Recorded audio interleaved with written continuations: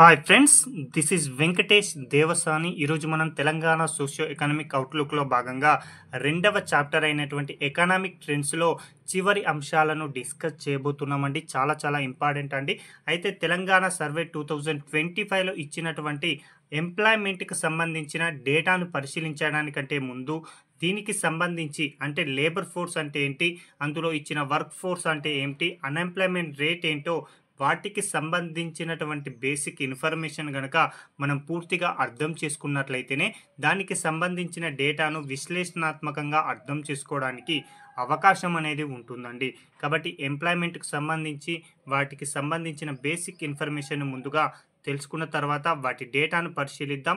అందులో ఏదైనా ఒక దేశ ఆర్థిక అభివృద్ధిలో ఎంప్లాయ్మెంట్ అనేది కీలక పాత్ర పోషించడం జరుగుతుంది. అందులో భాగంగా ముందుగా మనం లేబర్ ఫోర్స్ గురించి డిస్కస్ చేద్దామండి. ఇక లేబర్ ఫోర్స్ అంటే ఏంటి అంటే 15 సంవత్సరాల నుంచి 59 సంవత్సరాల వయసు కలిగి, అంటే 15 సంవత్సరాల నుంచి 59 సంవత్సరాల మధ్య వయసు కలిగి పని చేసే సామర్థ్యం, కోరిక ఉండి మార్కెట్లో లభించు వేతనం వద్ద పని చేయుటకు సిద్ధంగా ఉన్నటువంటి శ్రామిక శక్తి అండి. ఏం లేదండి, 15 సంవత్సరాల నుంచి 59 సంవత్సరాల వయసు ఉన్నటువంటి వారు పని చేయడానికి సిద్ధంగా ఉంటారు. అది మార్కెట్లో లభించు వేతనం వద్ద పని చేయడానికి సిద్ధంగా ఎవరైతే ఉంటారో వారందరినీ కూడా లేబర్ ఫోర్స్గా పరిగణిస్తారు. అక్కడ ఏజ్ అనేది చాలా చాలా ఇంపార్టెంట్ అండి, డైరెక్ట్ అడగడానికి అవకాశం ఉంది. కాబట్టి 15 నుంచి 59 సంవత్సరాల మధ్య వయసు కలిగినటువంటి వారందరినీ లేబర్ ఫోర్స్గా పరిగణించడం జరుగుతుంది. ఇక వర్క్ ఫోర్స్ అంటే ఏంటి అంటే లేబర్ ఫోర్స్లో భాగంగా ఉండి వాస్తవంగా ఉపాధి పొందేటువంటి శ్రామిక శక్తి అండి. లేబర్ ఫోర్స్ ఏమని చెప్పుకున్నాం, 15 సంవత్సరాల నుంచి 59 సంవత్సరాల వయసు కలిగి ఉండి పనిచేసే సామర్థ్యం, కోరిక ఉండి మార్కెట్లో లభించు వేతనం వద్ద పని చేయుటకు సిద్ధంగా ఉన్న శ్రామిక శక్తి. ఇందులో పని చేయుటకు అందరూ ఉన్నా కూడా అందులో ఎవరికైతే వాస్తవంగా ఉపాధి పొందుతారో వారిని మాత్రమే వర్క్ ఫోర్స్గా పరిగణలోకి తీసుకుంటాం. ఇక నిరుద్యోగులు అంటే అన్ఎంప్లాయ్మెంట్ లేబర్ ఫోర్స్లో భాగంగా ఉండి ఉపాధి పొందలేని శ్రామిక శక్తిని నిరుద్యోగులుగా పరిగణిస్తామండి. లేబర్ ఫోర్స్లో ఎవరైతే ఉంటారో వారిలో ఉపాధి పొందే వారిని వర్క్ ఫోర్స్గా పరిగణిస్తాం. అదేవిధంగా ఉపాధి పొందని వారిని లేబర్ ఫోర్స్గా నిరుద్యోగులుగా పరిగణించడం జరుగుతుంది. కాబట్టి చాలా చాలా ఇంపార్టెంట్ అండి. ఇక్కడ అన్ఎంప్లాయ్మెంట్ ఏ విధంగా వస్తుందంటే లేబర్ ఫోర్స్ నుంచి వర్క్ ఫోర్స్ను కనుక తీసేస్తే అన్ఎంప్లాయ్మెంట్ అనేది రావడం జరుగుతుంది. ఒకవేళ నిరుద్యోగ రేటు రావాలనుకుంటే లేబర్ ఫోర్స్ నుంచి వర్క్ ఫోర్స్ను తీసేసి బై లేబర్ ఫోర్స్ ఇంటూ 100 అండి. LF minus WF by LF into 100 is equal to నిరుద్యోగ రేట్ అండి. ఇవి ఎకనామిక్ పాయింట్ ఆఫ్ వ్యూలో చాలా చాలా ఇంపార్టెంట్. మనకు అక్కడ ప్రత్యేకమైన చాప్టర్ ఉంది కాబట్టి దానికి సంబంధించిన పూర్తి ఇన్ఫర్మేషన్ అక్కడ తెలుసుకునే ప్రయత్నం చేయండి. అదేవిధంగా డబ్ల్యూపీఆర్ అండి, వర్క్ పార్టిసిపేషన్ రేటు ఏ విధంగా వస్తుంది అంటే main workers plus marginal workers by total population అండి. ఈ విధంగా పరిగణిస్తే మనకి వర్క్ పార్టిసిపేషన్ రేట్ అనేది రావడం జరుగుతుంది. ఇక్కడ మెయిన్ వర్కర్స్ అంటే ఏంటో కూడా మీకు తెలిసి ఉండాలండి. ప్రతి సంవత్సరంలో 183 రోజుల కంటే ఎక్కువగా ఉపాధి పొందేటువంటి వారిని మెయిన్ వర్కర్స్గా, 183 రోజుల కంటే తక్కువ ఉపాధి పొందే వారిని మార్జినల్ వర్కర్స్గా పరిగణించడం జరుగుతుంది. కాబట్టి ఈ యొక్క అంశాలను కూడా తెలుసుకోండి. ఇక ఇప్పుడు తెలంగాణ సోషియో ఎకనామిక్ అవుట్లుక్ 2025లో ఇచ్చినటువంటి డేటాను పరిశీలిద్దామండి. Periodic labour force survey PLFS ప్రకారం గ్రామీణ, పట్టణ 2023-24 వారీగా తెలంగాణ మరియు భారత్లో లేబర్ ఫోర్స్ పార్టిసిపేషన్ రేట్ అనేది ఏ విధంగా ఉందో పరిగణించుదామండి. ఇయర్ చూడండి, 2023-24 సంవత్సరానికి సంబంధించి గుర్తుంచుకుంటే సరిపోతుందండి. ఇక్కడ భారతదేశంతో పాటు తెలంగాణను కంపేర్ చేసి చదువుకోవాల్సిన అవసరం ఉంది. ఎందుకంటే ఎగ్జామ్ పాయింట్ ఆఫ్ వ్యూలో ఆ విధమైనటువంటి ప్రశ్నలే అడగడం జరుగుతుంది. ఇక్కడ చూడండి, గ్రామీణ, పట్టణ ఇక మొత్తంగా ఈ యొక్క లేబర్ ఫోర్స్ పార్టిసిపేషన్ ఏ విధంగా ఉందో పరిగణించుదాం. తెలంగాణలో 75% గ్రామీణ ప్రాంతంలో లేబర్ ఫోర్స్ పార్టిసిపేషన్ రేట్ అనేది ఉండడం జరిగింది.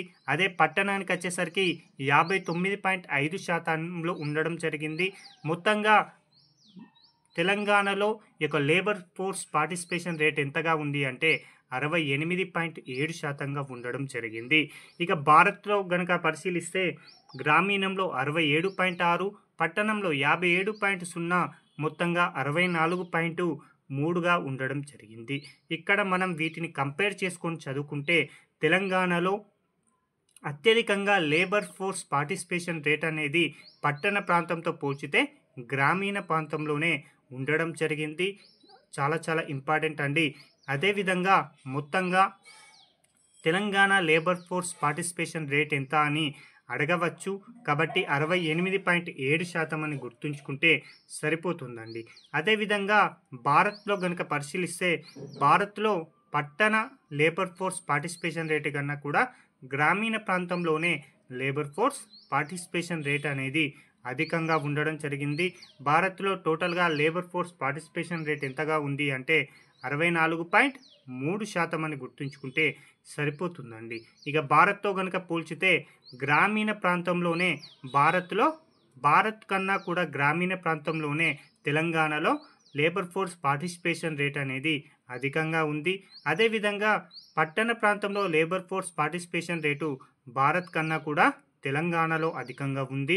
ఇక ఓవరాల్గా labour force participation rate Bharat కన్నా కూడా తెలంగాణలోనే అధికంగా ఉండడం జరిగింది. ఇక్కడ చూడండి, అదే అంశాలను ఇక్కడ రాయడం జరిగింది. తెలంగాణలో గ్రామీణ ఎల్ఎఫ్పిఆర్ భారతదేశం కన్నా కూడా 7.4% అధికంగా ఉందండి. తెలంగాణలో ఎంత ఉంది? 70% ఉండగా భారత్లో ఎంత ఉంది? 67.6%గా ఉంది. అంటే ఎంత శాతం ఎక్కువగా ఉందని కూడా అడగడానికి అవకాశం ఉంది. కాబట్టి 7.4% అండి. ఇక తెలంగాణ పట్టణ ఎల్ఎఫ్పిఆర్ భారత్ కన్నా కూడా 2.5% ఎక్కువగా ఉండడం జరిగింది. ఓవరాల్గా తెలంగాణ భారత్ కంటే కూడా ఎల్ఎఫ్పిఆర్ 4.4% అధికంగా ఉంది అని గుర్తుంచుకుంటే సరిపోతుందండి. ఇక జెండర్ వైజ్గా ఈ యొక్క తెలంగాణ మరియు భారత్లో ఎల్ఎఫ్పిఆర్ అనేది ఏ విధంగా ఉందో పరిశీలిద్దామండి. 2023-24 ఆర్థిక సంవత్సరంలో తెలంగాణలో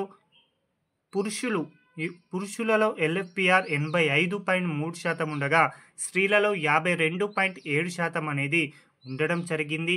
ఇక భారత్లో ఎల్ఎఫ్పిఆర్ పురుషుల్లో 83.5% ఉండగా స్త్రీలలో 45.2%గా ఉండడం జరిగింది. ఇక్కడ కంపేర్ చేసి చదువుకున్నట్లయితే తెలంగాణలో స్త్రీల కన్నా కూడా పురుషులలోనే ఎల్ఎఫ్పిఆర్ అనేది అధికంగా ఉండడం జరిగింది. అదేవిధంగా భారత్లో కూడా స్త్రీల కన్నా పురుషుల్లోనే ఎల్ఎఫ్పిఆర్ అనేది అధికంగా ఉండడం జరిగింది. అదేవిధంగా ఇక్కడ కంపేర్ చేసుకొని చదువుకున్నట్లయితే భారత్లో ఉన్నటువంటి పురుషుల కన్నా కూడా తెలంగాణ పురుషుల ఎల్ఎఫ్పిఆర్ రేట్ అనేదే అధికంగా ఉంది. ఇక స్త్రీలకు సంబంధించి భారత్లో ఉన్నటువంటి స్త్రీల ఎల్ఎఫ్పిఆర్ కన్నా కూడా తెలంగాణ రాష్ట్రంలోనే ఈ యొక్క ఎల్ఎఫ్పిఆర్ అనేది అధికంగా ఉంది అని గమనిస్తే సరిపోతుందండి. ఇక మరొక అంశం అండి, గ్రామీణ మరియు పట్టణ ప్రాంతాలలో 2023-24 సంవత్సరానికి తెలంగాణ మరియు భారత్లో కార్మికుల జనాభా నిష్పత్తి అండి. ఇందాకే చెప్పుకున్నాం వర్క్ పాపులేషన్ రేషియో డబ్ల్యూపీఆర్ అని చెప్పుకున్నాం కదా. వర్క్ పాపులేషన్ రేషియోను కనుక పరిశీలిస్తే గ్రామీణ ప్రాంతంలో తెలంగాణలో 72.2%, పట్టణ ప్రాంతంలో 55.0% ఉండగా ఓవరాల్గా తెలంగాణలో డబ్ల్యూపీఆర్ వచ్చేసి 65.2% అండి. చాలా చాలా ఇంపార్టెంట్. 65.2%గా డబ్ల్యూపీఆర్ అనేది ఉండడం జరిగింది. అదేవిధంగా భారత్తో కనుక పరిశీలిస్తే భారత్లో గ్రామీణ ప్రాంతంలో 65.7%, పట్టణ ప్రాంతంలో 53.9% ఉండగా ఓవరాల్గా డబ్ల్యూపీఆర్ అనేది భారత్లో 62.1%గా ఉండడం జరిగింది. ఇక్కడ తెలంగాణను ఓవరాల్ భారత్తో కనుక కంపేర్ చేసుకున్నట్లయితే డబ్ల్యూపీఆర్ అనేది భారత్ కన్నా కూడా తెలంగాణలోనే గ్రామీణ ప్రాంతంలో అధికంగా ఉంది, పట్టణ ప్రాంతంలో అధికంగా ఉంది. ఓవరాల్గా పోల్చినా కూడా భారత్ కన్నా కూడా తెలంగాణలోనే ఈ యొక్క డబ్ల్యూపీఆర్ రేట్ అనేది అధికంగా ఉంది అని గమనిస్తే సరిపోతుందండి. ఇక మరొక అంశం అండి, వర్కర్ పాపులేషన్ రేషియో తెలంగాణ మరియు భారత్లో బై జెండర్ అంటే లింగం ఆధారంగా 2023-24 కనుక పరిశీలిస్తే డబ్ల్యూపీఆర్ అనేది తెలంగాణ పురుషుల్లో 81% ఉండడం జరిగింది. స్త్రీలు వచ్చేసి 49.9%గా ఈ యొక్క డబ్ల్యూపీఆర్ రేట్ అనేది ఉండడం జరిగింది. ఇక భారత్లో 80.6% పురుషుల్లో, అదేవిధంగా స్త్రీలు 43.7% డబ్ల్యూపీఆర్ రేటునైతే కలిగి ఉండడం జరిగింది.